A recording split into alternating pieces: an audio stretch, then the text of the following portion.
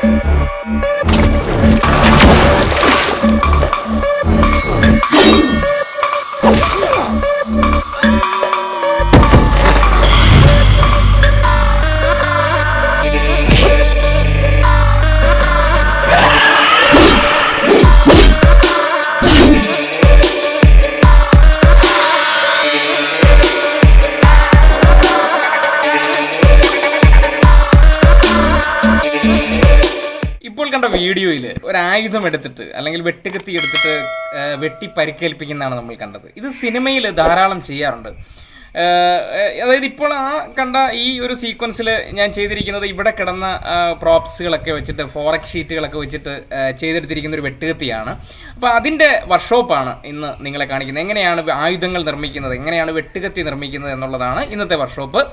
പിന്നെ തീർച്ചയായിട്ടും ഇത് ഒറിജിനൽ ആയുധം വെച്ചിട്ട് നമ്മൾ വേണമെങ്കിൽ ചെയ്തുകൂടെ എന്ന് പറയാം. കാരണം വെട്ടുന്നതായിട്ടൊന്ന് ആക്ഷൻ കാണിക്കാം, പക്ഷെ അതുപോലും അപകടങ്ങൾ വിളിച്ചു വരുത്തും. കാരണം ഒറിജിനലായിട്ട് വെട്ടുന്നില്ലെങ്കിൽ പോലും അത് അപകടങ്ങൾ വിളിച്ചു വരുന്നു. കാരണം അങ്ങനെ ഒരു അനുഭവം എനിക്കുണ്ടായിട്ടുണ്ട്. പെൺപട്ടണം എന്ന് പറയുന്ന ചിത്രത്തിൽ അത്തരത്തിലൊരു അനുഭവം ഉണ്ടായിട്ടുണ്ട്. തീർച്ചയായിട്ടും ആ അനുഭവം ഈ എപ്പിസോഡിന്റെ ലാസ്റ്റിൽ പറയുന്നതായിരിക്കും. ഇന്നത്തെ വർക്ക്ഷോപ്പിലേക്ക് നമുക്ക് പോകാം. നമ്മൾ ഇന്നിവിടെ നിർമ്മിക്കുക ഒരു വെട്ടുകത്തിയാണ്. അതിനായി വെട്ടുകത്തിയുടെ വലുപ്പത്തിൽ നമുക്കൊരു ഫോറക്സ് ഷീറ്റ് എടുക്കാം. ഒരു പേന ഉപയോഗിച്ച് നമുക്കിതിൻ്റെ ഷേപ്പ് ഒന്ന് ഈ ഫോറക്സ് ഷീറ്റിൽ അടയാളപ്പെടുത്താം. നമുക്കിനി ഒരു കട്ടിംഗ് ബ്ലേഡ് ഉപയോഗിച്ച് ആ ഷേപ്പിനെ കൃത്യമായി കട്ട് ചെയ്തെടുക്കാം. ദാ ഇതുപോലെ.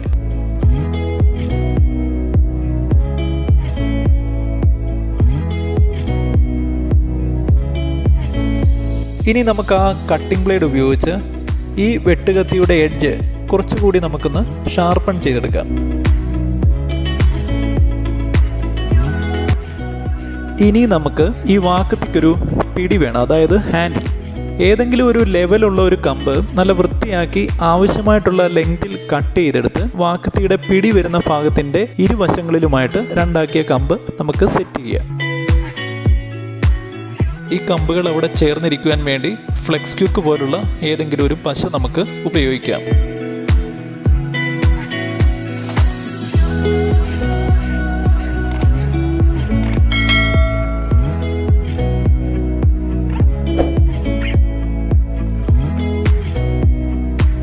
ഇനി നമുക്ക് അറാൾഡേറ്റ് അല്ലെങ്കിൽ ബോൺസെറ്റ് പോലുള്ള ഏതെങ്കിലും ഒരു ഹാർഡനർ എടുത്ത് നന്നായി മിക്സ് ചെയ്തതിന് ശേഷം ഈ നിർമ്മിച്ചു വച്ചിരിക്കുന്ന വാക്കത്തിയിലേക്ക് നമുക്ക് നന്നായി തേച്ച് പിടിപ്പിക്കാം.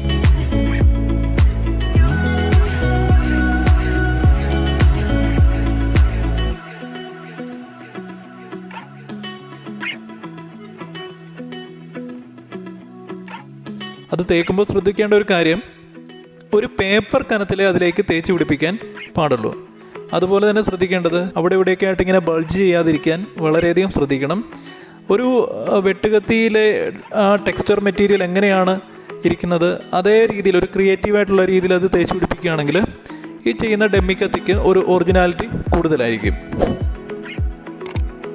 ഇനി നമ്മൾ ആ തേച്ച് പിടിപ്പിച്ച അറാൾഡേറ്റ് ഉണങ്ങിയതിന് ശേഷം ഒരു സാൻഡ് പേപ്പർ ഉപയോഗിച്ച് നമുക്കിതിൻ്റെ സർഫേസ് ഒന്ന് സ്മൂത്ത് ആക്കി എടുക്കാം. ഇനി നമുക്ക് ഫോറക്സ് ഷീറ്റിൻ്റെ ആ മെറ്റൽ ഫീൽ വരേണ്ട ഭാഗത്ത് ഒരു ബ്ലാക്ക് കളർ ഫിനിഷ് ചെയ്യുക. അതുപോലെ തന്നെ പിടിയുടെ ഭാഗത്ത്, അതായത് ഹാൻഡിലിൻ്റെ ഭാഗത്ത് നമുക്കൊരു വുഡൻ കളർ ഏതെങ്കിലും ഉണ്ടെങ്കിൽ അത് ഫിനിഷ് ചെയ്യുന്നതായിരിക്കും നല്ലത്.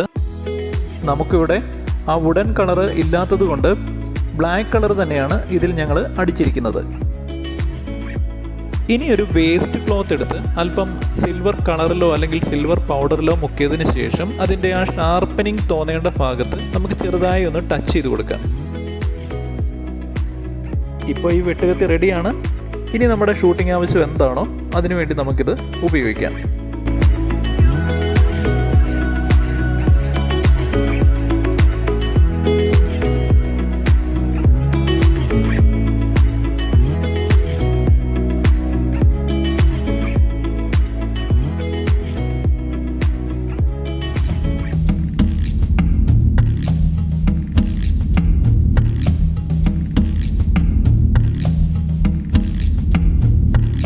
അപ്പോൾ ഇന്നത്തെ എപ്പിസോഡ് എല്ലാവർക്കും ഇഷ്ടപ്പെട്ട് കാണുമെന്നാണ് എൻ്റെ വിശ്വാസം.